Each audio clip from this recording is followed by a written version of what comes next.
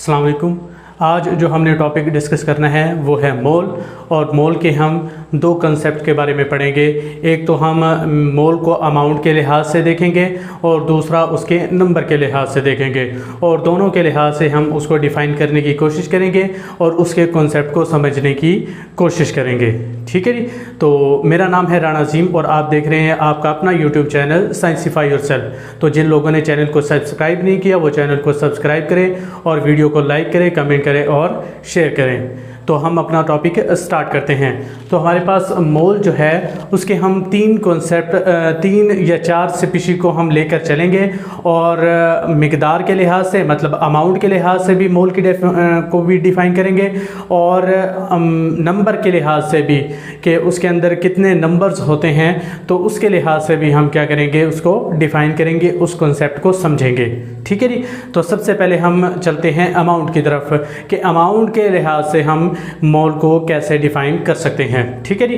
तो हमारे पास जो स्पीशीज़ होती हैं वो चार टाइप्स की स्पीशीज़ होती हैं। कौन कौन सी होती हैं हम अभी देख लेते हैं। तो हमारे पास जो स्पीशीज़ होती हैं वो चार टाइप की कौन कौन सी होती है। सबसे पहले तो हमारे पास एलिमेंट होता है। क्या होता है? एलिमेंट। और उसके बाद जो है कंपाउंड। अब कंपाउंड के अंदर भी सबसे पहले कौन सा होगा? Covalent compound. उसके बाद हमारे पास आयोनिक कंपाउंड, और उसके बाद लास्ट में जो बचती है वो बचती है आयनिक स्पीशीज। ठीक है जी। तो हमारे पास जो चार स्पीशीज़, जो हमारे पास चार किस्म की, चार टाइप्स की कौन कौन सी स्पीशीज़ हो सकती है। सबसे पहले हमारे पास एलिमेंट हो सकता है, फिर उसके बाद हमारे पास कोवेलेंट कंपाउंड, फिर आयनिक कंपाउंड और फिर आयनिक स्पीशीज़ होगी। ठीक है जी। तो जो कोवेलेंट जो एलिमेंट होता है उसके अंदर क्या मौजूद होते हैं ये हम देख लेते हैं। तो एलिमेंट के अंदर हमारे पास मौजूद होते हैं एटम्स। क्या मौजूद होते हैं? एटम्स। और कोवेलेंट कंपाउंड के अंदर मौजूद होते हैं मॉलिक्यूल्स। क्लियर हो जाएगी बात। एलिमेंट्स के अंदर क्या मौजूद होते हैं? एटम्स। कोवेलेंट कंपाउंड के अंदर क्या मौजूद होते हैं? मॉलिक्यूल्स। आयनिक कंपाउंड के अंदर मौजूद होते हैं फार्मूला यूनिट्स। क्लियर हो जाएगी बात। तो आयनिक कंपाउंड के अंदर आ गए हैं फार्मूला यूनिट्स, और आयनिक स्पीशीज के अंदर मौजूद होंगे आयंस। क्लियर हो जाएगी बात। तो हमारे पास एलिमेंट के अंदर क्या मौजूद होंगे? एटम्स। कोवेलेंट कंपाउंड के अंदर क्या मौजूद होंगे? मॉलिक्यूल्स। आयनिक कंपाउंड के अंदर क्या मौजूद होंगे हमारे पास? Formula units. और आयनिक जो स्पीशीज है डेफिनेटली उसके अंदर क्या मौजूद होंगे? आयंस ही मौजूद होंगे। क्लियर हो जाएगी बात। तो इनका जो मॉलिक्यूलर वेट है, मॉलिक्यूलर वेट को हम एटॉमिक मास यूनिट के अंदर जाहिर करते हैं। किसके अंदर जाहिर करते हैं? Atomic mass unit. क्योंकि एटम हो, आयन हो, या फार्मूला यूनिट हो, या मॉलिक्यूल हो, कोई भी चीज़ हो, तो ये बहुत छोटी चीज़ होती है। इनको हम किलोग्राम के अंदर मैयर नहीं कर सकते, इनको हम इवन ग्राम के अंदर, मिलीग्राम के अंदर मैयर नहीं कर सकते, बहुत छोटे होते हैं। तो इनके लिए केमिस्ट्री के अंदर एक अलग ही यूनिट होता है जिससे हम इनको मैयर करते हैं, और वो है एटॉमिक मास यूनिट। तो एटॉमिक मास यूनिट के अंदर इनको हम मैयर करते हैं। ठीक है जी। मास यूनिट के अंदर हम क्या देते हैं? फॉर एग्जांपल, तो जो एलिमेंट होता है उसका जो एटम होता है तो उसका क्या होगा हमारे पास? Atomic mass. Atomic mass. और मॉलिक्यूल्स का क्या होगा? Molecular mass. Molecular mass. और जो फार्मूला यूनिट है उसका क्या होगा? Formula mass. ठीक है जी। और आयन का क्या होगा? आयनिक मास। आयनिक मास। क्लियर हो जाएगी बात। तो एटम का जो मॉलिक्यूलर वेट हम मेजर करेंगे AMU के अंदर तो वो एटॉमिक मास होगा, और मॉलिक्यूल्स का अगर क्या करेंगे, फॉर एग्जांपल H2O है तो उसका हम अगर वेट मेजर कर रहे हैं तो AMU के अंदर तो वो क्या होगा? Molecular mass. और अगर फार्मूला यूनिट का कर रहे हैं तो फार्मूला मास होगा। और आयन, कोई भी आयन है वो ग्रुप ऑफ एटम भी हो सकता है, ग्रुप ऑफ आयन भी हो सकता है, मतलब ग्रुप ऑफ एटम पर कोई चार्ज है तो ग्रुप ऑफ एटम वाला जो आयन हो सकता है, वो सिंगल भी हो सकता है, जैसे कि क्लोराइड आयन। अब सिंगल एक एटम है, उस पर क्या आ रहा है, एक नेगेटिव चार्ज आ रहा है, तो मतलब वो आयन है, ठीक है जी। और अगर मैं बात करता हूं सल्फेट की, किसकी बात करता हूं, सल्फेट, तो SO4 -2, अब उसके अंदर एक सल्फर और 4 ऑक्सीजन है और ऊपर -2 चार्ज है, मतलब वो भी आयन ही है, ठीक है जी। तो वो आयनिक कंपाउंड तो नहीं बन गया ना, आयनिक कंपाउंड तो न्यूट्रल होता है, ठीक है जी, तो आयन ही है वो। तो आयन का जो मास होगा या उसका जो वेट होगा उसको हम क्या कहेंगे, आयनिक मास कहेंगे। क्लियर हो जाएगी बात। तो अभी हम डिफाइन करते जा रहे हैं, मतलब बनाते जा रहे हैं, लास्ट में हम इसको डिफाइन भी कर लेंगे, ठीक है जी। तो लास्ट जो हमारे पास पॉइंट रह गया है कि एटॉमिक मास जो है, एटम का जो एटॉमिक मास, उसको हमने किस चीज में शो करना है, ग्राम्स के अंदर, और मॉलिक्यूलर मास को भी हमने किसके अंदर शो करना है, ग्राम्स के अंदर, और फार्मूला मास को भी हमने किस चीज़ के अंदर शो करना है, ग्राम्स के अंदर, और जो आयनिक मास है उसको भी हमने किस में शो करना है, ग्राम्स के अंदर शो करना है, ठीक है जी। तो इस तरह हम क्या कर सकते हैं, मोल को डिफाइन कर सकते हैं। तो मोल को कैसे डिफाइन करेंगे, अब अलग अलग से हर एक की डेफिनेशन बनाते जाते हैं। तो एलिमेंट के अंदर मौजूद एटम्स के एटॉमिक मास को अगर क्या करें, ग्राम्स में जाहिर करेंगे, तो वो उसका क्या होगा, एक मोल होगा एटम का। क्लियर हो जाएगी बात। तो साथ साथ हम इसकी एग्जाम्पल को भी देखते चलते हैं ताकि हमें आसानी से समझ में आ सके, ठीक है जी। फॉर एग्जाम्पल एलिमेंट है हमारे पास कार्बन, और उसके अंदर जो एटम्स होंगे तो वो कार्बन एटम ही होंगे, ठीक है जी। अब कार्बन का जो एटॉमिक मास होता है वो कितना होता है, 12 AMU। कितना होता है, 12 AMU। अगर इसको 12 ग्राम कर दूं, मतलब एटॉमिक मास जो है AMU की जगह पे अगर मैं ग्राम शो कर दूं, तो वो जो होगा कार्बन का 1 मोल बन जाएगा। क्लियर हो जाएगी बात। एक और एग्जांपल, फॉर एग्जांपल नाइट्रोजन है, तो नाइट्रोजन का AMU में 14 होता है, और अगर इसको 14 ग्राम कर दूं तो वो नाइट्रोजन का क्या हो जाएगा, 1 मोल हो जाएगा। तो आई होप आपको समझ में आ गया होगा कि एटम का जो एटॉमिक मास है उसको अगर ग्राम्स में शो कर दें तो वो क्या हो जाएगा, एलिमेंट का या जो एटम का वो 1 मोल हो जाएगा। क्लियर हो जाएगी बात। तो आगे हम देखते हैं कोवेलेंट कंपाउंड की बात करते हैं अब। तो कोवेलेंट कंपाउंड के अंदर क्या मौजूद होते हैं, मॉलिक्यूल्स, ठीक है जी। तो मॉलिक्यूल कोई भी हो सकता है, जैसे कि H2O है हमारे पास, H2SO4 है, तो कोवेलेंट कंपाउंड होना चाहिए वो, ठीक है जी, बशर्ते के। तो कोई भी मॉलिक्यूल हो सकता है, H2O है, H2SO4 है, C6H12O6 है, तो और भी बहुत से मॉलिक्यूल्स हैं, तो CO2 है फॉर एग्जांपल। तो ये सारे जो हैं वो क्या होते हैं, मॉलिक्यूल्स हैं, और इनका क्या होगा, मॉलिक्यूलर मास। फॉर एग्जांपल हम आसान से एग्जांपल को ले लेते हैं, H2O। अब मॉलिक्यूलर मास कैसे मेजर करते हैं, वो एक अलग टॉपिक है कि हम कैसे मेजर करते हैं कि सारों के एटॉमिक मासेस को ऐड करके मॉलिक्यूलर मास आ जाता है। तो इसका 2 है, ठीक है, ये एक हाइड्रोजन का 1 और 2 हाइड्रोजन का 2 हो गया, और ऑक्सीजन का कितना है 16, तो 2 + 16 कितना हो जाएगा 18, ठीक है जी। तो इसका मॉलिक्यूलर मास कितना होना चाहिए 18 AMU, और अगर 18 AMU जो है एटॉमिक मास है उसको हम ग्राम्स में शो कर देंगे, मतलब 18 ग्राम कर देंगे, तो वो क्या हो जाएगा H2O यानी वाटर का 1 मोल हो जाएगा।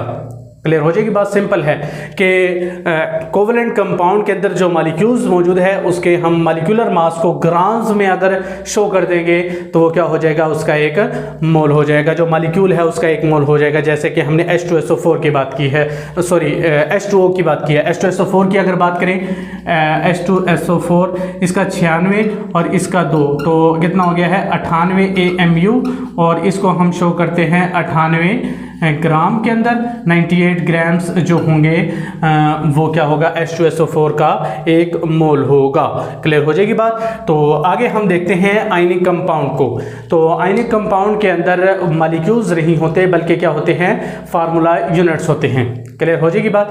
तो कोवेलेंट कंपाउंड के अंदर जो छोटा यूनिट होता है उसको हम मॉलिक्यूल कहते हैं, और आयनिक कंपाउंड के अंदर जो छोटा यूनिट होता है उसको हम फार्मूला यूनिट कहते हैं। और फार्मूला यूनिट का जो फार्मूला मास होता है उसको हमने ग्राम्स में शो कर रहे हैं। तो सिंपल है, जैसे कि हमने पहले डिस्कस किया है, अभी उसके अंदर भी डिस्कस कर लेते हैं। तो हमारे पास for example ionic compound NaCl है, और इसका फार्मूला मास कैसे मेजर करेंगे, इसका आयनिक मास और इसका आयनिक मास दोनों को ऐड करेंगे 23 और इसका 35.5, और टोटल कितना हो जाएगा 58.5। क्लियर हो जाएगी बात। इसको हम AMU में शो करते हैं वैसे तो फार्मूला मास को, लेकिन अगर इसको 58.5 को ग्राम में शो कर देंगे कि 58.5 ग्राम है NaCl के, तो उसको ग्राम्स में शो कर दिए हैं, मतलब वो आयनिक कंपाउंड या फार्मूला यूनिट का क्या हो जाएगा, एक मोल बन जाएगा। ठीक है जी, मतलब NaCl का एक मोल है। क्लियर हो जाएगी बात। तो यहाँ तक आपको बात समझ में आ गई होगी कि एटम के एटॉमिक मास को ग्राम्स में शो कर दे, जो मॉलिक्यूल है मॉलिक्यूलर मास को हम ग्राम्स में शो कर दे, या आयनिक कंपाउंड जो है उसका फार्मूला यूनिट यानी फार्मूला मास को ग्राम्स में शो कर दे। ठीक है जी, तो सिंपल सी बातें हैं। उसके बाद है हमारे पास आयनिक स्पीशी। तो आयन हो गए उसके अंदर, फॉर एग्जांपल मैं बात कर लेता हूं किसकी, H2SO4 की, सॉरी अब H2SO4 तो न्यूट्रल हो जाता है ना, तो कोई ऐसा हो जिसके ऊपर चार्ज हो। फॉर एग्जांपल मैं क्लोराइड आयन की बात कर लेता हूं, या क्लोराइड आयन के अलावा मैं बात कर लेता हूं सल्फेट आयन की। ठीक है जी, तो इस तरह के जो ग्रुप ऑफ एटम है या सिंगल एटम है जिस पर चार्ज मौजूद होगा वो आयनिक स्पीशी होती है। तो उसका आयनिक मास अब इसका जो है 35.5 AMU होगा। ठीक है जी, और इसको क्या कर दूं 35.5 ग्राम कर दूं, तो ये क्या हो जाएगा, इसका एक मोल हो जाएगा। अब SO4 -2, SO4 का क्या होता है, सल्फर का 32 और इसका 16 मल्टीप्लाई बाय 4 कितना हो जाएगा 64, और 32 क्या हो जाएगा 96।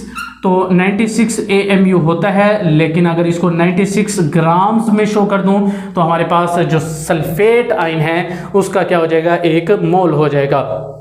तो इस तरह हम क्या कर सकते हैं, ये अब हम अमाउंट के लिहाज से देख रहे हैं कि कितनी अमाउंट लेके उसका एक मोल आ जाएगा। ये हम अलग अलग डिफाइन भी कर सकते हैं और इकट्ठी भी डिफाइन कर सकते हैं। ठीक है जी, तो अलग अलग कैसे डिफाइन करेंगे कि एलिमेंट के अंदर मौजूद एटम जो है उसके एटॉमिक मास को अगर हम शो करें ग्राम्स के अंदर, तो क्या होगा, एक एलिमेंट या एटम का क्या होगा, एक मोल होगा। ठीक है जी, या उसको हम ग्राम एटम भी कह देते हैं। ठीक है जी, ये एक अलग वर्ड आ गया।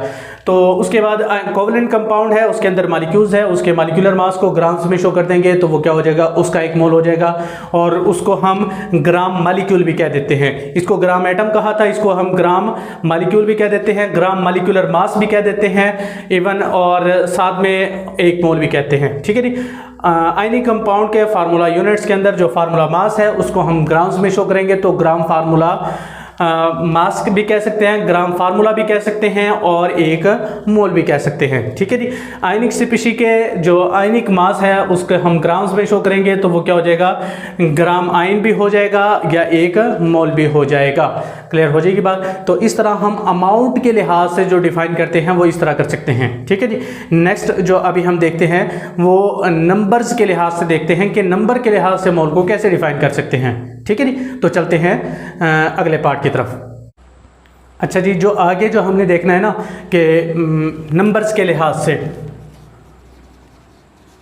नंबर्स के लिहाज से, तो नंबर के लिहाज से हम कैसे कर सकते हैं, उसके अंदर भी चारों स्पीशी वैसे की वैसी होगी, मतलब element, covalent compound, ionic compound और आयनिक स्पीशी होगी। और उसके अंदर एलिमेंट में क्या होते हैं, एटम्स ही होते हैं, और कोवेलेंट कंपाउंड के अंदर मॉलिक्यूल्स ही होते हैं, और आयनिक कंपाउंड के अंदर फार्मूला यूनिट्स, और आयनिक स्पीशी के अंदर आयंस ही होते हैं। ठीक है जी, यहाँ तक तो सेम ही है, लेकिन यहाँ पर जो है आगे जो है वो मासेस वगैरह का चक्कर था, लेकिन यहाँ पर जो नंबर्स के अंदर क्या कहना है कि 6.02 मल्टीप्लाई बाई 10⁻23। अब यहाँ पर भी नंबर यही आएगा, यहाँ पर भी नंबर यही आएगा, और यहाँ पर भी नंबर यही आएगा, सारों के अंदर यही नंबर आएगा। कितना, 6.02 मल्टीप्लाई बाई 10⁻23। इसको हम Na से भी शो करते हैं। किस चीज़ से शो करते हैं, Na से। अब ये जो Na हम कह रहे हैं ये क्या होता है, ये होता है एवोगैड्रोस नंबर। ठीक है जी, और इसकी एक स्पेसिफिक नंबर है ये कि 6.02 मल्टीप्लाई बाई 10⁻23 होगा, तो ये क्या होगा, एवोगैड्रोस नंबर, और इसको हम Na से शो करते हैं। ये अलग से एक अलग टॉपिक है कि कैसे उसको डिफाइन करते हैं, उसको एक्सप्लेन करते हैं। अभी हम सिर्फ मोल को डिस्कस कर रहे हैं। ठीक है जी, तो एलिमेंट के अंदर अगर इतने नंबर ऑफ एटम्स मौजूद हो, 6.02 मल्टीप्लाई बाई 10⁻23 एटम्स मौजूद हैं, तो उस एलिमेंट या जो उस एटम का क्या होगा, एक मोल मौजूद होगा। ठीक है जी, इतना मतलब नंबर सारे इकट्ठे हो जाए कि 6.02 मल्टीप्लाई बाय 10⁻23 जो एटम्स इकट्ठे हो जाए तो एक मतलब फॉर एग्जांपल कार्बन के इतने सारे एटम्स इकट्ठे होंगे तो कार्बन का 1 मोल बन जाएगा, ठीक है जी। और अगर मैं कोवेलेंट कंपाउंड की बात करूं तो मालिक्यूल्स अगर इतने इकट्ठे हो जाए, फॉर एग्जांपल H2O है, ठीक है जी, वाटर के इतने मालिक्यूल्स इकट्ठे हो जाए एक साथ तो वो 1 मोल बना देंगे वाटर का, ठीक है जी। और आयनिक कंपाउंड की बात करें तो फार्मूला यूनिट्स अगर इतने इकट्ठे हो जाए, NaCl फॉर एग्जांपल है तो इतने NaCl इकट्ठे हो जाएं एक साथ 6.02 मल्टीप्लाई बाय 10⁻23 इकट्ठे हो जाएं तो ये क्या बना देंगे, 1 मोल बना देंगे NaCl का। और आयन के बारे में भी वही केस है जिस तरह हमने पहले डिफाइन किया है कि SO4 -2 के 6.02 मल्टीप्लाई बाय 10⁻23 जो आयन्स इकट्ठे हो जाएं तो वो 1 मोल बना देंगे, ठीक है जी। तो हम इसको नंबर को और अमाउंट को हम एक दूसरे से रिलेट भी कर सकते हैं, ठीक है जी। कैसे? अब उसके अंदर जो हमने 1 मोल कहा था वो कहा था कि उसका एटॉमिक मास, फॉर एग्जांपल हम कार्बन की बात करते हैं, ठीक है जी। अब कार्बन का जो एटॉमिक मास है कितना है, 12 AMU, ठीक है जी। और अगर हम उसको 12 ग्राम्स में शो कर दें तो वो क्या हो जाता था, 1 मोल हो जाता था। और कार्बन के हम 6.02 multiply by 10⁻23 atoms of carbon ले लें तब भी वो क्या है, 1 मोल है। तो दोनों 1 मोल के इक्वल है तो हम दोनों एक दूसरे को क्या कर सकते हैं, इक्वल कर सकते हैं। तो 12 ग्राम के अंदर कितने एटम्स होंगे ये भी हम फाइंड आउट कर सकते हैं, ठीक है जी।